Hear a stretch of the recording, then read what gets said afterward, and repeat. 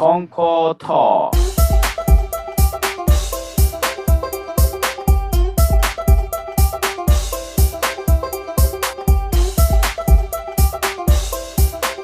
Aloha everyone. Thank you very much for listening to this program. Konko Talk is a program where people in the Konko faith talk about various topics. The thoughts and opinions we share on this program may differ from yours, but we hope that you will enjoy and learn something new. Perhaps we will learn something new that may affect our thoughts, behaviors, and actions for the better. Our different backgrounds, religions, thought, and culture provide the diversity that strengthens our community, just like biodiversity is essential for a healthy planet Earth. I am Koichi Konko from the Konko of Honolulu. Joining me are Aimee and Edna. How are you doing today? Good. Hello. Hello. Thank you very much. So today, let's talk about, I think we love to talk about food, but also food is very important for us. We need to eat. The food support our life, sustain our lives. And also, while eating, we enjoy not only food, but also quality time, so that the food is very important for our life. And I like to talk something positive. So the food, when we talk about food, we're happy. So I like to talk about food today. Many years ago, we went to an ice cream shop, and the ice cream shop owner told that he liked to see people to smile, and everybody in the shop was smiling. And the people come to buy ice cream and all happy. Nobody come with that negative feeling. So that he said that he started the ice cream shop, and that's good. I think food make us happy, so that it's a good thing to me. So I like to talk about food. Do you have any favorite food or stories on food? For me, well, I love food. I love food very much. And that's why I like to, every time we go on a trip or something, I want to try the food there. And especially like going to Japan, the food is so amazing. It just like, it's pleasing to the eyes and to the palate. So I just love the food when I go there. But my favorite food is kaisendon. Kaisendon.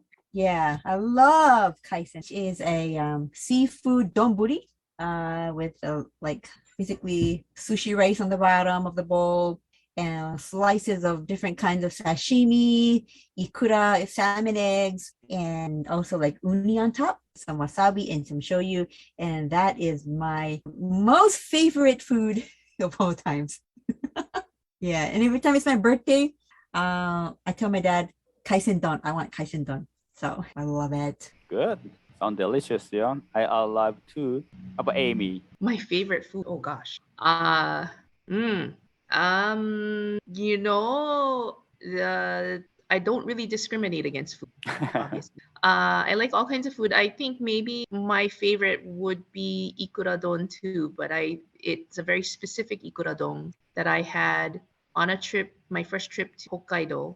And my friends at that time to I don't know what the English is, Asaichi, and it was in this little, it was like a fish market, I guess, and they had like a little shokudo, like a cafeteria type thing, and they had the freshest ikura I have ever had in my life. It was the best, and to this day I think probably that would be, if I had to have a last meal, if I am ever so blessed to be able to choose when my last meal would be and what it would be, I think it would be that, because it was just that good, really good. It's just simple, just rice and ikura and a mountain of ikura, and I think it had like scallop himo, hotate no himo, so good, so good. Drool. Yeah, I went to Hokkaido too. And, oh man, the seafood is number one. Right. I mean, like Kyushu and Ariake Kai, like their seafood is really good too. Mm-hmm. But and Seto Naikai has their set of different fish and things like that too. I still think that it may be too that it wasn't just the food itself. It was the trip that we took, the memories that I made on that trip, But yeah, food just yeah, I really don't discriminate against food. I like it all. Good. Yeah. Look at your faces. Your smile. So nice when you talk about food. We're so happy. Food makes us happy. Yep. That's- What is your favorite food, Koichi? I like a ramen. I mean, it's good too. I still like a shoyu ramen. I raised with the shoyu ramen. Whenever my father told us, let's go out, eat something, and what would you like to eat? He always ask us, but we all say, oh, ramen or udon. As a parent, we like to go something more expensive place, I could say, but we all say that ramen or udon, So we used to go ramen shop, but I moved to Fukuoka and I found the tonkotsu ramen really good too. So now actually I prepare tonkotsu ramen now. I used to go ramen, I eat ramen. We took like a hour to get the specific ramen shop when like 10 p.m., 11 p.m. Oh, I like to eat this ramen, yeah. Oh, let's go. When we hang out and we talk, kind of just chatting, and we start to talk about ramen. Oh, let's go. And we don't care 1 hour drive, but we still want to go eat ramen. Yeah, it's interesting the lengths we're willing to go to for food, for a good bowl of ramen or a good plate of sushi. Right. It's very interesting. I'm very mendokusai about a lot of things, but when it comes to food and cooking it or something, then I don't feel the tiredness. I don't feel the bothersomeness of it. I will Right. make every effort. It's very interesting. Yeah. Very motivational food is. I'm glad, some people cannot eat like a ramen because of tonkotsu soup, chicken, or not only like a flavor, but also religious reason. Sometimes I feel sorry that, I'm glad that I live in Konkokyo, and Konkokyo doesn't say anything about food. There's no taboo. You can eat whatever you want, but also our founder said you should eat with gratitude. So not what you eat, but actually how you eat important. Always I have to think about, and also that's also blessing from Kami-sama. I feel like I can enjoy more, because when we eat food, actually we take in somebody else's life, so that we should enjoy it and also respect. And easy to forget sometimes when we're hungry. I want to eat right now, and sometimes when we're hungry, we feel like short temper, so that start to eat and forget. Oh, I forgot to say grace before meal. Thank you to Kami-sama. Thank you to life. So I stop and pray and continue to eat. But I'm really glad I think that's my father told that we're so glad that our founder never discriminate any food. Just appreciate to Kami-sama. Yep. There's like a whole section on food in the Voice of the Universe. Like how food is made and provided by Tenchi Kare no Kami to sustain our lives, or like food becomes medicine or poison depending on your heart. Yeah, things on food. Food equal life. If we can't eat, then we basically die. So important. It's a function that we take for granted every day.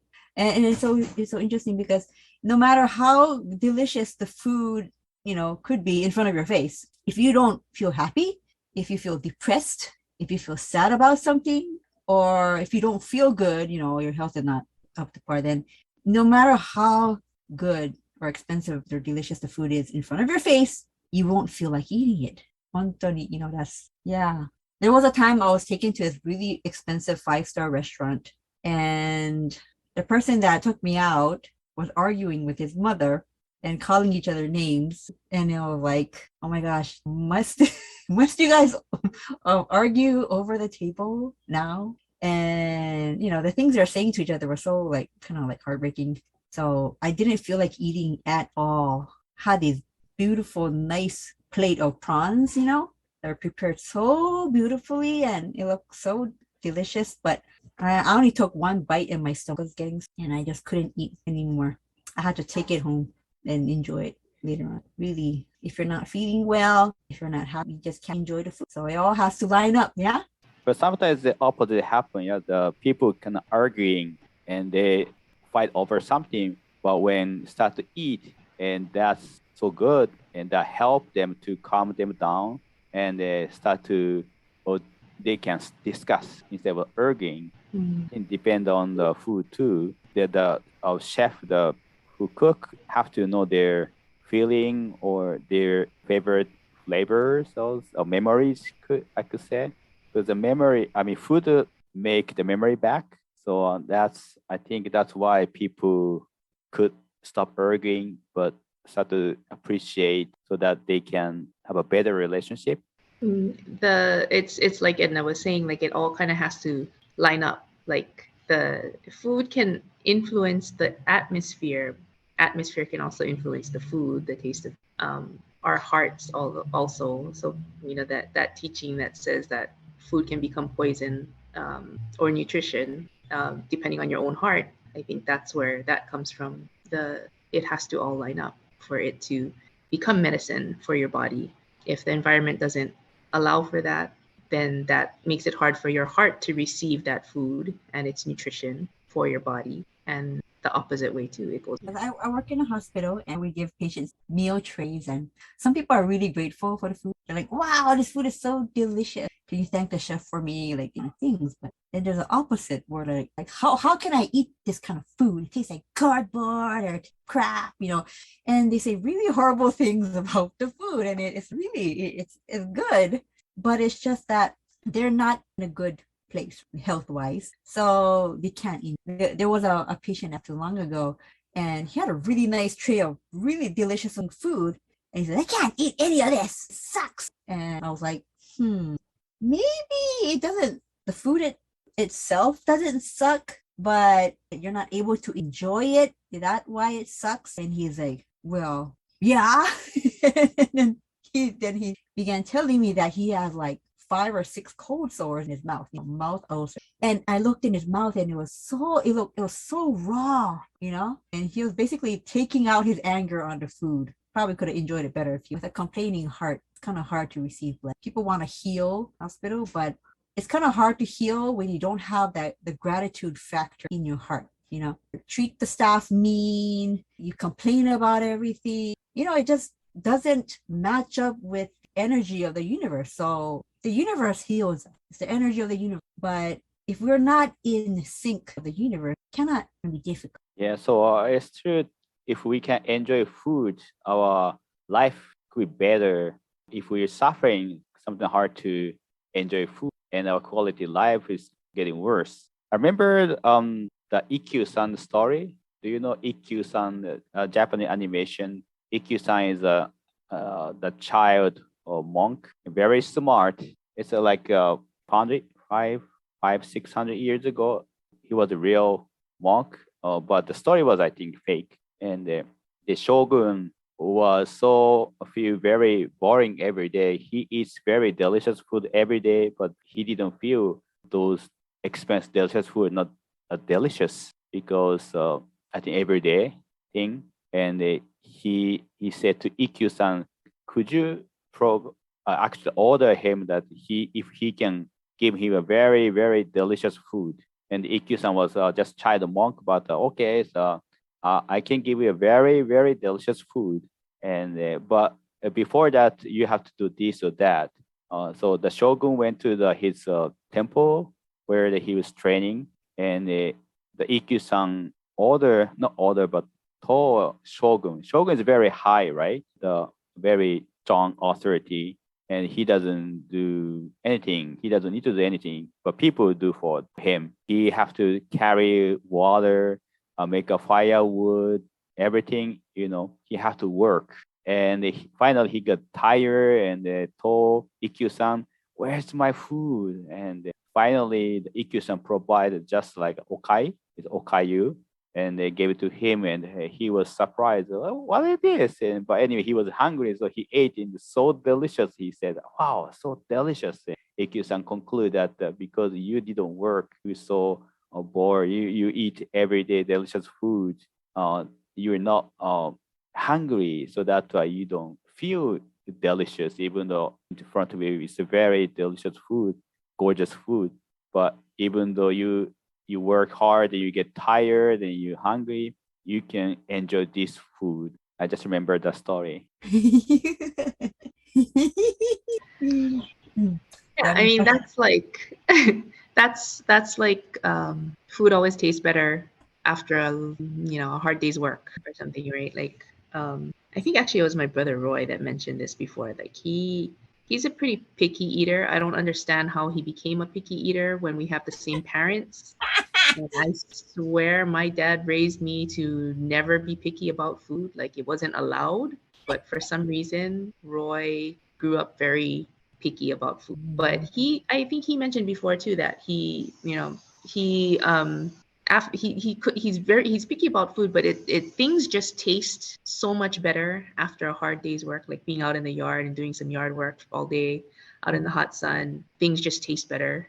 That same bowl of rice, ochazake or whatever it might be, tastes so much better versus spending all day inside and not really doing anything, being a couch potato and eating that same bowl of rice that just doesn't have that same satisfaction. Or even like a glass of water just doesn't taste the same. It's your situation. I guess in Hawaii, like if you can just imagine like a shave ice, a bowl of shave ice on a hot summer's day versus that same bowl of shave ice coming out of freezing after you're spending all day in a freezing AC room or something. It's not the same. It doesn't have it doesn't hit the same. Yeah.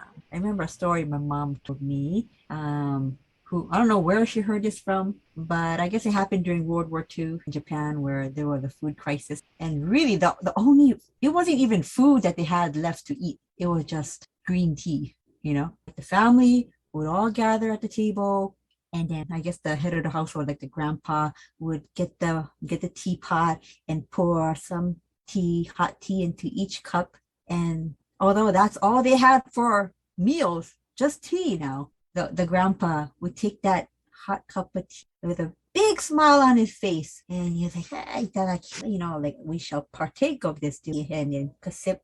And then he was like, that is so delicious. And then like the children all remember that, how great, even if it's something as a glass of water, we can just, take it and drink it and be like, it's just water. Okay, I'm thirsty, I'm going to have some water.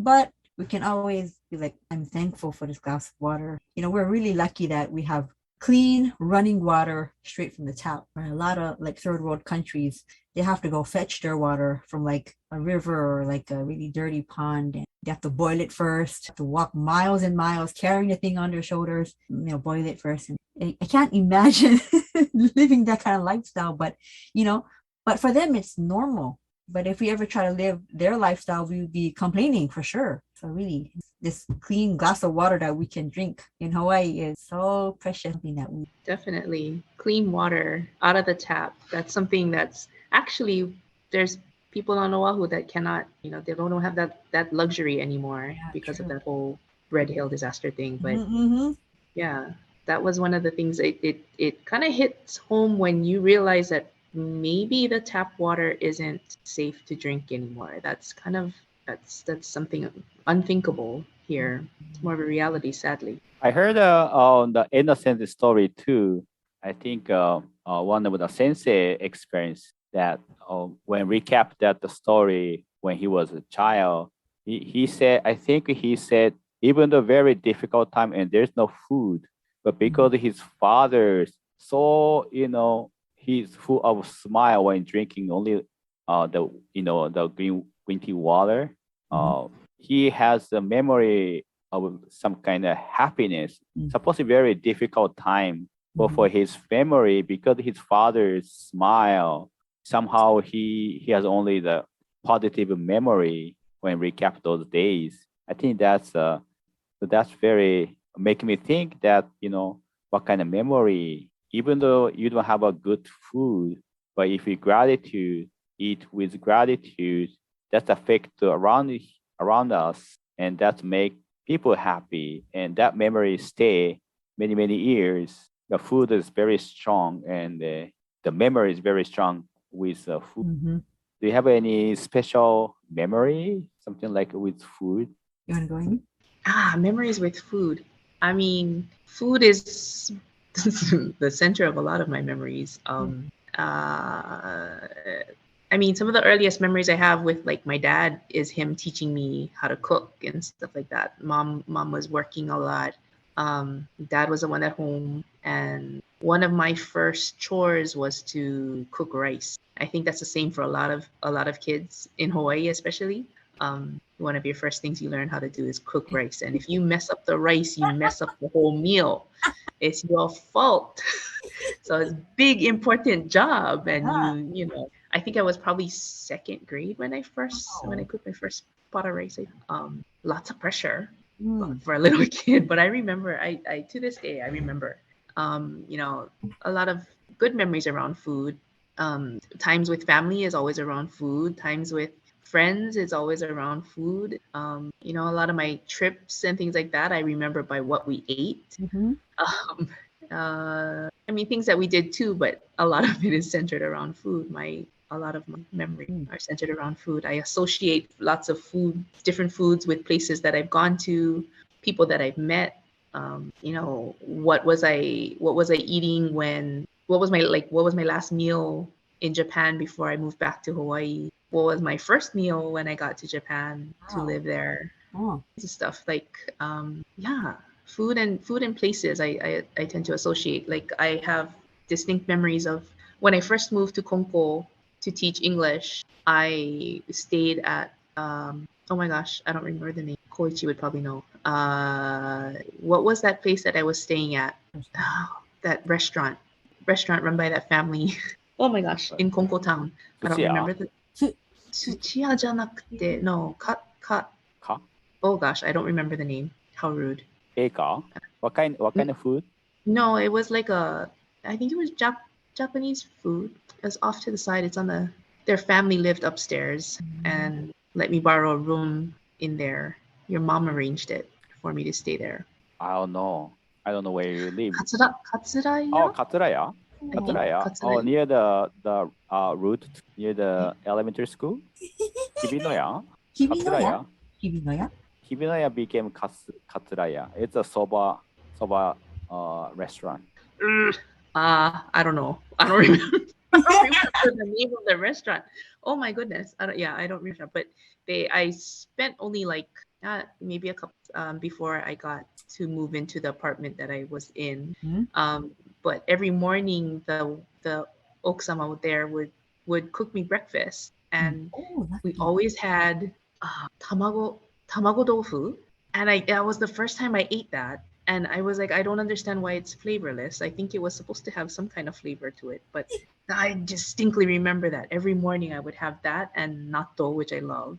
And I mean, I don't know. I was too afraid to ask if I was supposed to put shoyu on it, but it never had any flavor. And I just thought, is it supposed to taste like this? I don't what this is supposed to taste like. But yeah, stuff like that. I remember going to the kozo sushi in Konko and remembering and thinking, gosh, this tastes nothing like the kozo sushi here.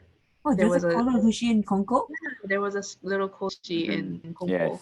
Across from not Maruka. What is that? Marukyo. Marukyo supermarket that I would go. Yeah, I would go every once in a while if I felt like eating sushi. Oh, is it still there? I mean, I have no idea. I haven't been back in a while, but or even like going to that B grade little supermarket thing, Okageichi in that was close to the school and close to my home. I would go there and I would buy like the little they had little trays of they would get like boxes of white peaches when they were in season. They were the best. I would stand over my sink and eat that during the summer, and so like dirt cheap too. And then the crabs, watarigani, blue crabs. Oh, Super cheap. They're still kicking in the tray, and I would buy it, take it home, and make soup or nabe or something. The best. Super. Lots of good memories. Another memory while in Konko was I had friends that lived in Hiroshima and took me to a kaki festival. oyster festival Mhm. in Hiroshima. Oh, And that was the day before my mom guys were gonna come and visit. So my mom and my auntie came and visited me, and so I decided to buy a case of oysters, raw oysters, fresh raw oysters. Had no idea how I was gonna open it up and cook it, but it was there and it was fresh, and so we bought a case. It was super cheap, and the three of us just sat there, and I think we ended up grilling some, and I think I busted a steak knife or something trying to open them up, and yeah, it was fun. I mean, that kind of stuff, memories like that kind of around food, lots of those. What about you, Edna? one of my youngest was the first thing my mom taught me what to cook is tamagoyaki, egg omelet. That's kind of high level. Tamagoyaki. Yeah, I know. And I remember putting a tablespoon of salt in it. You're like, "Wah! Too salty." I was in the second grade. She let me use the stove, and then I said, "I'm gonna make tamagoyaki for you guys." And then it was like, "Oh my gosh, so salty." I think we had to bury it in the backyard.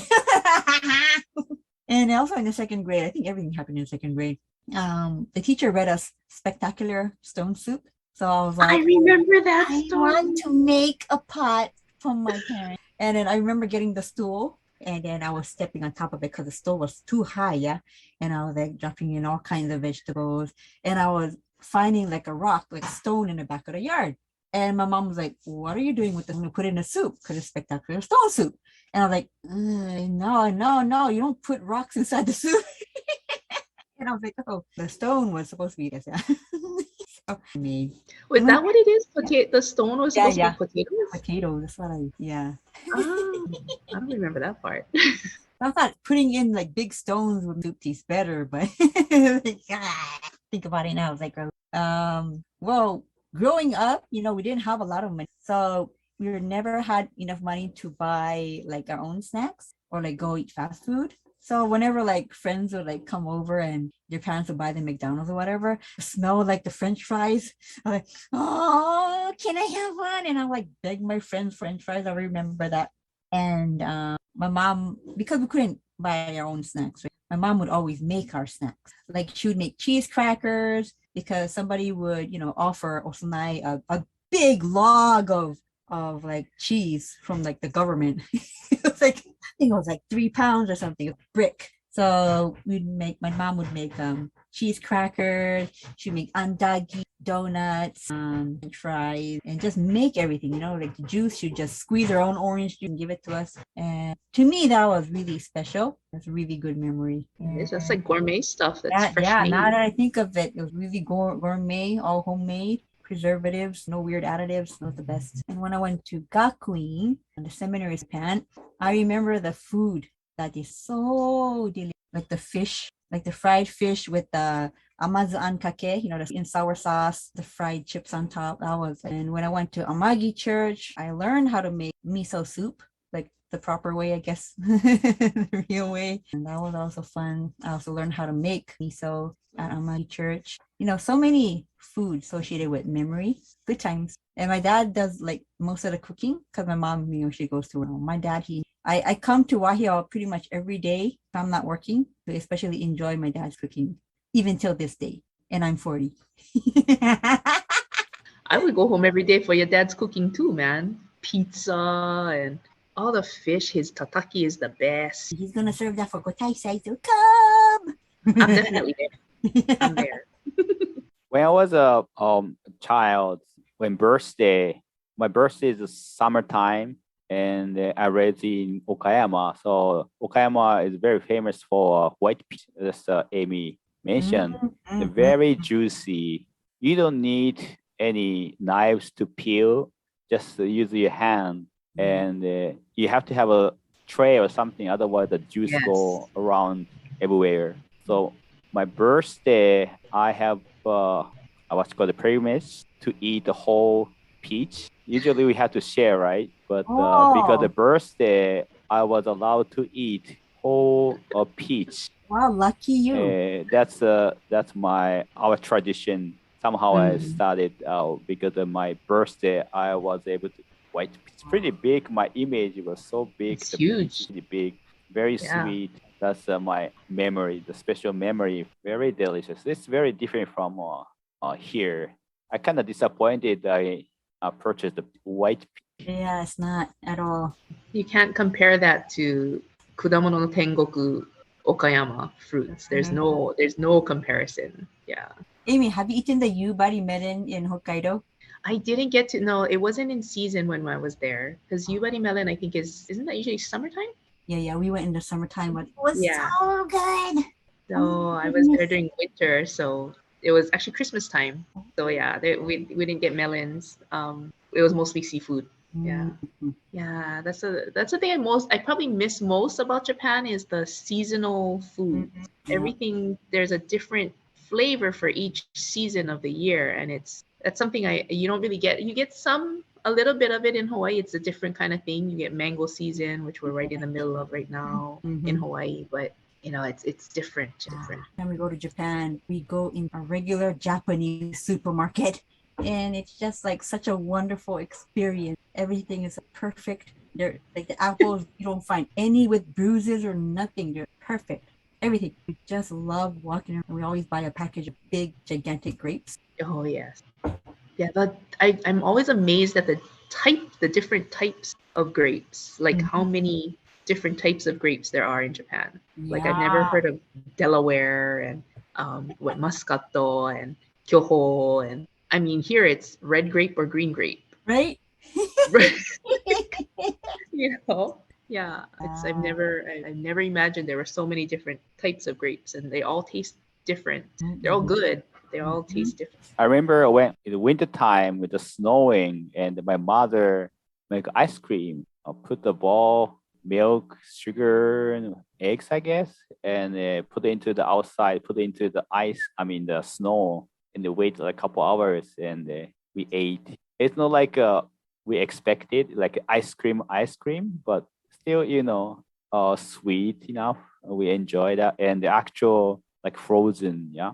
So it was interesting to me that you can make ice cream outside. That's cool.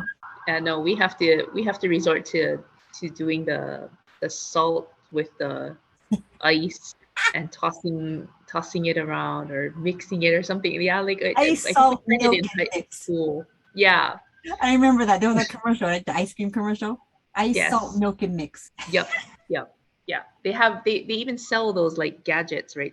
Where it's like it's essentially a ball, and you put your cream or milk or whatever and sugar, and you put it in a bag, and you put that in the ball, and you put ice and salt, and you toss that ball around back and forth, and supposedly it's supposed to make ice cream. I don't know how well it works, but I'm laughing. I'm laughing because when I was a little kid, about second grade, I saw a commercial of the ice, salt, milk, and mix thingy. It was like a ice cream maker, a homemade ice cream maker. And I thought you literally put ice, salt, milk in a bowl, mix it up. So I got like a whole bunch of salt, some milk, and some ice. And I was like mixing it up. And I was tasting it. I was like, what the heck is this? It's like all salty again. You and your salt, Edna. Long time ago in Japan, 1,200 years ago, the emperor told us let's not eat beef, meat. Officially, in Japan, they couldn't eat meat. People ate meat, but actually tried not to eat officially. And the Meiji era, 1872, the Meiji emperor said, let's start to eat meat, beef. It's okay to eat beef again. So that's a very turning point. Otherwise, we don't have any beef. We couldn't have a beef stew or beef. Interesting. People never have opportunity to eat beef because the most of people are farmers. They use a cow or bull or what's called cattle. Yeah. So they don't eat. They don't want to eat.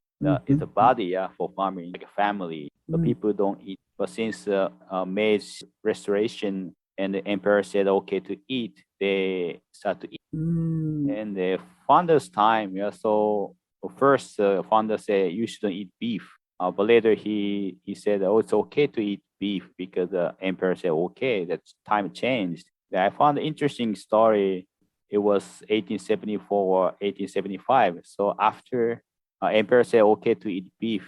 2-3 years later, he went to Konko-san first time, and he said, I have been practicing faith in Konko-sama, and they have finally come here today for first time. So first time to see Konko-sama founder. And he said, if you will allow me, I would like to ask you something. And you know what he asked? He said, I like eating beef. But I think Kami-sama does not appreciate of it, even though I practice faith. What do you think? And Konko-sama said that it is contrary to what you think. Let me explain. Eat whatever you like, even beef or chicken. A non-drinker won't drink even if you bring him some sake. Eat the foods you like. They will make you healthy. And while healthy, you needn't ask Kami-sama to cure any elements. So it's kind of interesting. I kind of like this teaching that whatever you like, you can eat, and that make your body healthy. But also, Konko-sama said, don't eat too much. Yeah, you have to think, and you know how much you should eat. Yes. So I really appreciate founders the teaching that we can eat whatever we want, and that make our body healthy and strong. Yeah. And of course, we should appreciate that. Yeah. Right. Do you think that's the trick though? Like to concentrate on how you're receiving your state of mind, your heart when you're receiving the food. That's the trick to staying healthy. Like that's if the founder says you can eat what you like, some people might take that as then I'm gonna eat nothing but candy every day. And I don't know, like that almost seems dangerous, but there's got to be some kind of catch there, right? Like what was it that the founder was trying to teach? I think when you eat favorite food, you're happy, you appreciate. I think that feeling is very important. If you have to eat not favorite food that you don't like, you dislike, I don't think you're happy. If somebody forces you to eat, very difficult. It's no happy time. You can appreciate. I read the article, a person who live in England where he decided to not to eat anything else except the chocolate bar, something like Snickers. He decided to eat when he was like 18, 19 years old. And he also drink orange juice. At the time, I read the article 15 years ago, and he was like a 40 or 30 something years old. So he continued like over 10 years, 15 years, and he's still healthy. And the doctor checked him up, but he was okay. But doctor didn't recommend to continue, this diet. But I read the article and why this happened? That's really true. And I concluded that because he must be very happy to eat a chocolate bar every single time. So that's why I don't recommend, of course, but maybe that's eat the favorite food every time. Probably he was very, very happy. That kind of feeling helped him to stay to health.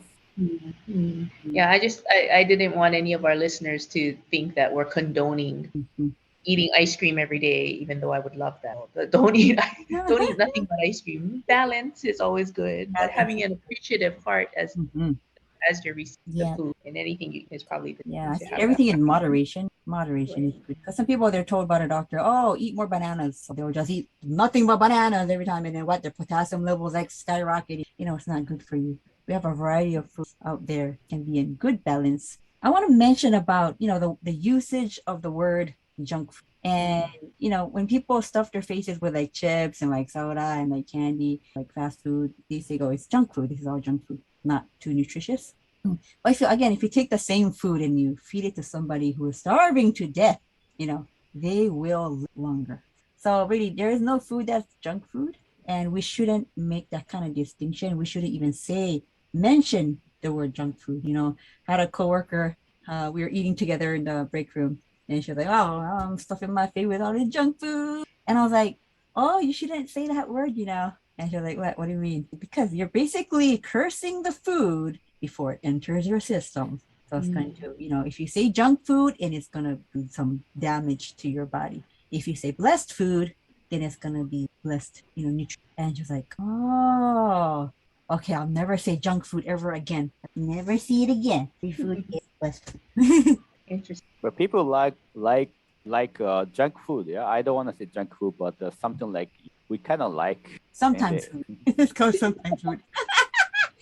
We don't Like want I to don't eat like every day, McDonald's French fries is like so delicious, but it's a sometimes food. You don't. I see. But I think it's good to have a favorite food when you cannot eat because ill, sick, and doctors say that usually you shouldn't eat this or that. But there's a moment the patient cannot eat.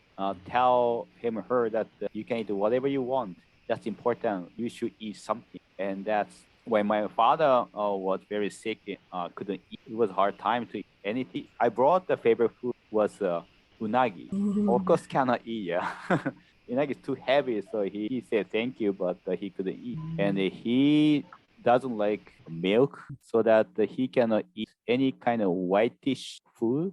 I mean, like a white soup, any kind. Oh, you can. He could eat rice, but some kind of milk-ish food soup.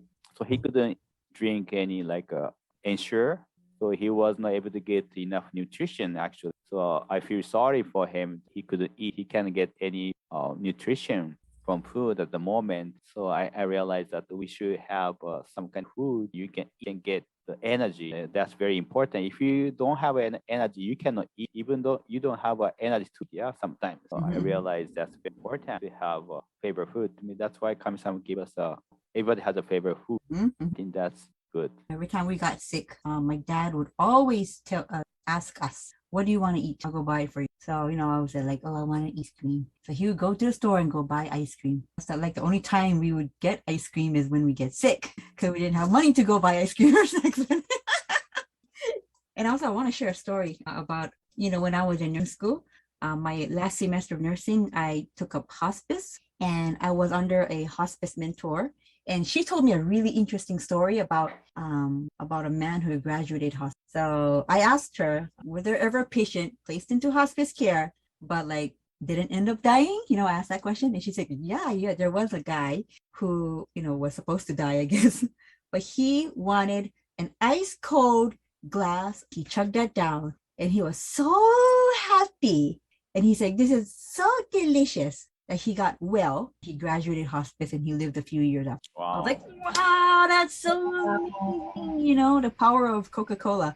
And the drink that people consider a junk food drink. But hey, a hospice bound guy graduates. Amazing. It's amazing. Wow.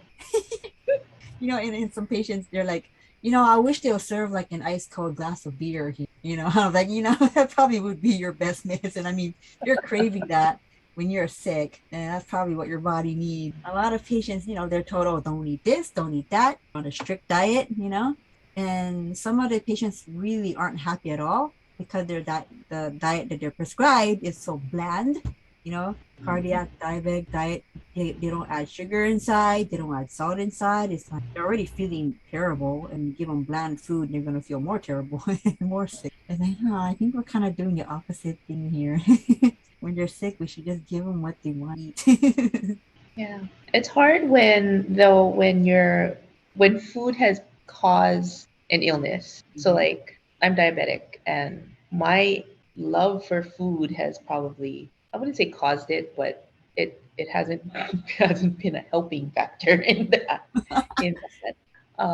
But it just food just brings so much joy, and when you take that joy away from someone, their inability, it just really does a number on a person's psyche. Like I recently was put on a medication that takes away my appetite. What? And yeah, it suppresses the appetite a little bit, and it's supposed to help bring down my A1C number and all. And the first 2 days I was on it, it's just a shot and it's once a week.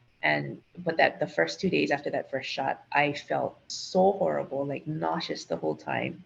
And so I literally could not eat. And I thought, oh my gosh, this is going to kill me. Like I really could not eat anything. That was the first time in my life probably that I didn't eat. And Yes, Sean. I I've never mean, heard it it before. was to the point where you have to put something in your system.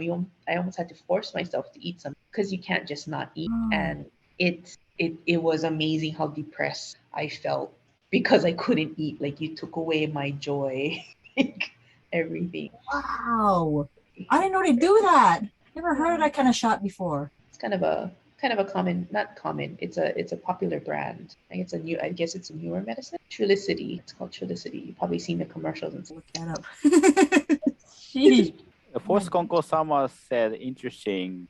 He said, 体が欲してる食べ物 or your mouth want to, body might need some, but sometimes your mouth needs something. And you have to listen your body, not your mouth. It was interesting. Aha. That's my problem, maybe. My mouth wants things. I can totally understand that. My mouth is telling me I want something sweet, or I want to eat. So yeah, my mouth is telling me one thing, and my body, I'm sure if I was listening to it, is saying I don't need that. Eat the salad, Amy, not the ice cream. Definitely. And the quantity too. When I was young, I think more quantity. I want to eat certain amount, feel satisfied.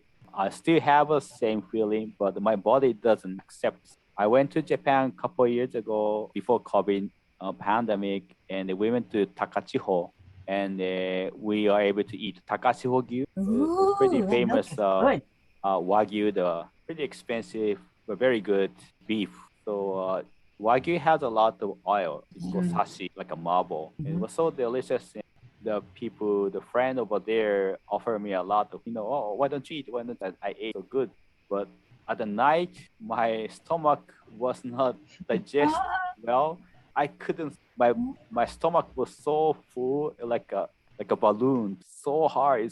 I suffered hours. Wow. I couldn't throw up. I couldn't do nothing. Wow. I realized, I'm getting old. I have to listen to my body. I learned that was very important lesson, that you have to listen to your body. That's so true. We gotta take good care of our bodies. Like especially when we're young, we used to do a lot of like binge drinking parties. Especially in Japan, they'll make you drink.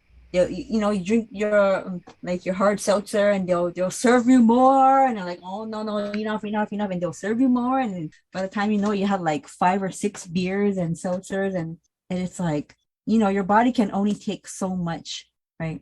And I remember one time I was so sick. It was like alcohol toxicity was like pretty high, and I remember throwing up. I felt so terrible. I was like, never ever gonna do that again. Never. That's the important part. I mean, the both of you realize that lesson after one time. Some of us take a little more.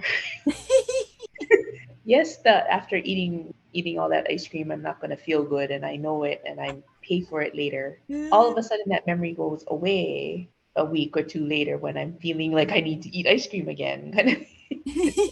Some of us are a little slow. Yeah, sometimes I miss my young body because I can eat more. I want to eat more, kind of something. But I know I want to eat a lot of variety. But it's important to your body. Sometimes hard. You still have a hard time. Sometimes I want to drink beer, more sake, sick. Morning. Hangover.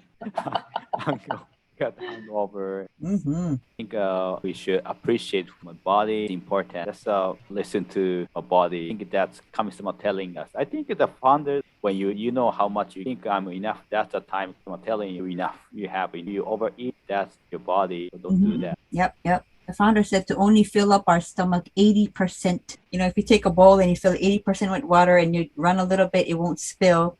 But if you fill it up all the way and you run, it's going to spill. And if we eat until we can literally feel our stomach explode, then I think we feel its maximum capacity. And that's just how much more our body has to work harder to digest the food. So we kind of tire out but food, I love food. So The founder also mentioned the colostrum, about colostrum. Isn't that the first doo-doo that comes out? Oh no, wait, no, that's something else. First milk, right? I look up, and the first milk after mother give birth, and the first milk was different from regular breast milk. And before, I don't know in the US or a Western culture, but in Japan, they threw the first milk away. They thought that's not good. So when first they got somebody else milk, they gave somebody else breast milk, and also called goko, like an herb. And then after the mother got the regular breast milk, and the baby, the founder said it's not right. The first milk is very important. So you should give your first breast milk to your baby. And actually, until like 40 years ago in Japan, they still believe that you shouldn't give the first. But founder already knew that 100 years ago, that's very important. That's amazing. The founder knew. Immune system, good. You have to give a first milk, so there's many good nutrition, so that the baby can get the good system, immunity. Yeah, and it's also extra fatty, so it acts like a laxative, and it gets the first doo-doo out. I'm sorry, I got mixed up with colostrum and meconium. Meconium is the first doo-doo that comes out of the baby. I see. And and the colostrum is going to help get the meconium out of the baby. Yeah, it's really important, and the founder knew it. That's amazing. Yeah, founder believed that Kami-sama provide the first milk too. Why? That's poison in it, so you should feed. That's still Kami-sama the blessing. It's like Kami-sama wouldn't make something if it didn't have a meaning, That's what I think. It's there for a reason. All right, I think it's time to end. We were able to talk a lot. We enjoy talking food. We smile. I'm sorry that this is a podcast, so you cannot show our face, how smile we had. We're just full of a smile. But I think it was really good. But thank you very much for joining us today. And thank you very much, Aimee and Edna. Thank you. Thank you. Thank you very much. I hope we can see again. Thank you. Mata aimashou. Bye-bye. See, listen again, please.